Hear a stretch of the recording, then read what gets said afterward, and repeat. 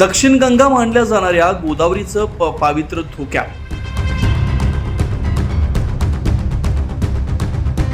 दक्षिण गंगा मानल्या जाणाऱ्या गोदावरी नदीचं पावित्र्य काही दिवसांपासून धोक्यात असल्याचा आरोप करत शिवसेना ठाकरे गटाच्या वतीनं आज रामकुंडावर आंदोलन करण्यात आलं. गोदावरी नदी ही दक्षिण गंगा मानली जाते.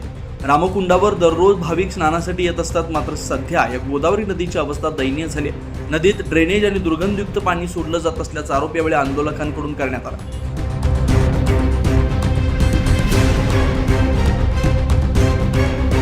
लवकरच कुंभमेळा होत आहे आणि त्या धर्तीवरती नाशिक महानगरपालिका असेल, प्रशासन असेल, ते सांगतं की आम्ही 35,000 कोटीचे कामं करत आहोत.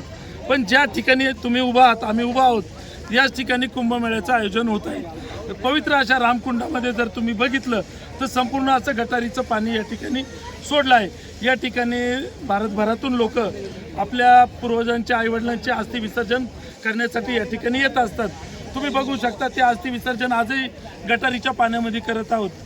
म्हणजे आम्हाला यांना एकच इशारा द्यायचा आहे, नाशिक महानगरपालिकेला आणि प्रशासनाला, येत्या 8 दिवसामध्ये जर पवित्र अशा गोदावरी नदीमधलं गटारीचं पाणी बंद केलं नाही तर शिवसेना उद्धव बाळासाहेब ठाकरे पक्षाच्या वतीने नाशिक महानगरपालिकेवरती भव्य असं शिवसेना स्टाईल आंदोलन केलं जाईल. त्या रोज शेकडो या ठिकाणी अस्थि विसर्जन होता. 8 दिवसांची तुम्ही मुदत का देताय?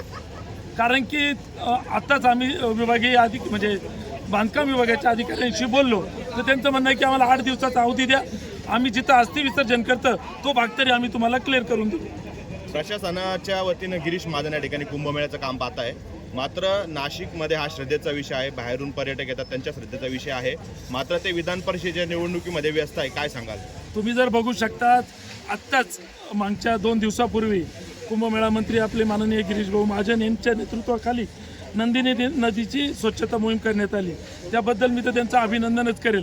पण ज्या ठिकाणी पवित्र असा कुंभमेळा होतोय तिथं सुद्धा गिरीश भाऊंनी लक्ष दिलं पाहिजे आणि बघितलं पाहिजे की या ठिकाणची परिस्थिती काय आहे.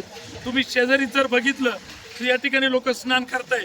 तुम्ही फक्त ते पाणी एका ग्लासामध्ये घ्या काचेच्या आणि बघा का ते स्नानाच्या योग्य आहेत का. माझी कुंभमेळा मंत्र्यांना विनंती असेल की येत्या 8 दिवसामध्ये इथे बदल जर झाले नाही तर महानगरपालिकेवरती शिवसेना स्टाईल आंदोलन झाल्याशिवाय राहणार नाही. या आंदोलनादरम्यान स्थानिक प्रशासनाविरोधात जोरदार घोषणाबाजी करण्यात आली. महापालिका प्रशासनाला जाब विचारण्यासाठी हे आंदोलन केलं असल्याची माहिती आंदोलकांकडून देण्यात आली. शिवसेना ठाकरे गटाचे नगरसेवक देखील आंदोलनात सहभागी झाले असून गोदावरी प्रदूषणाच्या मुद्द्यावरून प्रशासनाच्या विरोधात भूमिका घेतली असल्याचं बोललं जात आहे.